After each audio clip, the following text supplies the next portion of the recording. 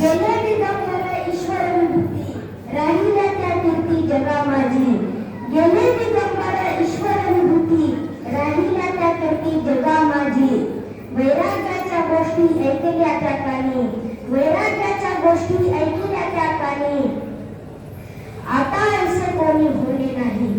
आमचे बाबा म्हणजेच हरिभक्त परायण वैकुंठवासी नाना व आमच्या संपूर्ण पुराणिक परिवारावर नितांत प्रेम करणाऱ्या सर्व स्नेही मंडळींचे मी आमच्या संपूर्ण पुराणिक परिवारातर्फे ऋण व्यक्त करतो.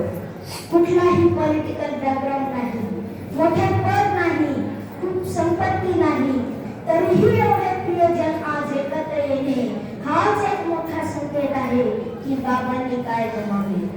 ज्ञान आणि कला हेच मोठे धन त्यांनी संचय केले होते आणि प्रत्येकाच्या मनात एक आदर प्रस्थापित केला होता.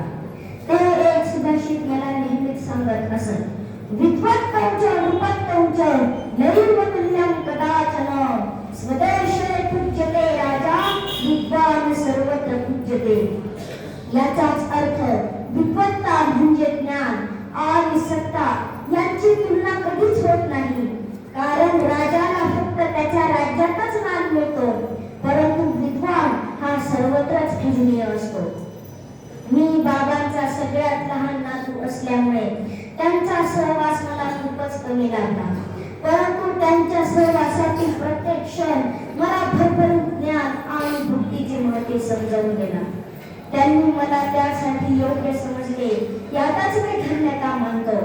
कारण रामायणातील सुंदरकांडात एक छान चौपाई आहे, तात स्वर्ग अपवर्ण सुखी धर्मीय तुला एक संग, पूर्ण ताही सकल मिली जय सुख लव सत्संग.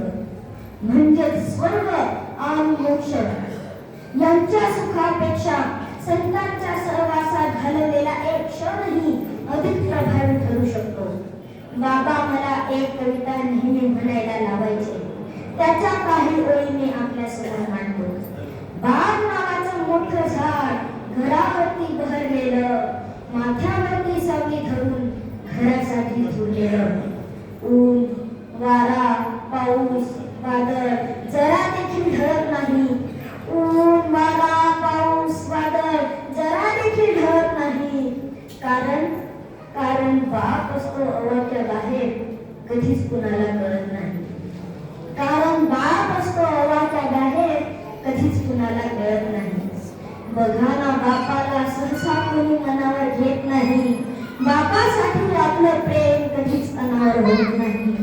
आभाळासारखा आपला बाप आयुष्यभर पुरत नाही. बाप गेला, आधार गेला, बाकी काही उरत नाही. बाप गेला, आधार गेला, बाकी काही उरत नाही. कासावीस होऊन तुम्ही आम्ही बाप आठवत रडत बसतो. कासावीस होऊन तुम्ही आम्ही बाप आठवत रडत बसतो.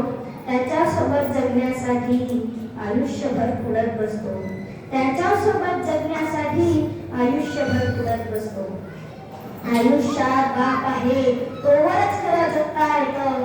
आयुष्यातलं खरं सुख आपल्या बापाकडेच मागता येतं. आईसारखी बापाला मिठी कधीच मिळत नाही. आईसारखी बापाला मिठी कधीच मिळत नाही. कारण बाप असतो अवाक्या बाहेर, कधीच कुणाला कळत नाही.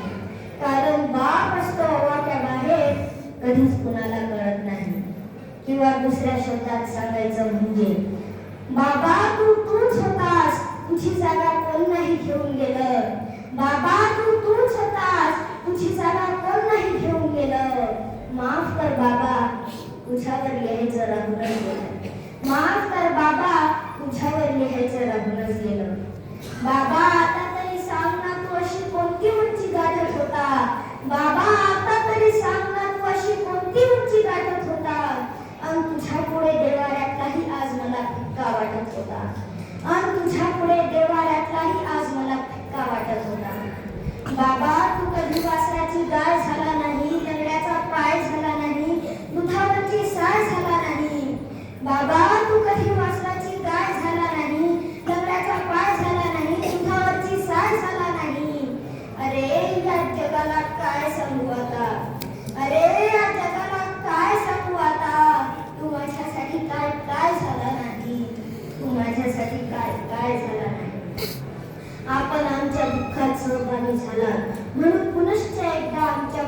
परिवारातर्फे मी आपले आभार मानतो. धन्यवाद.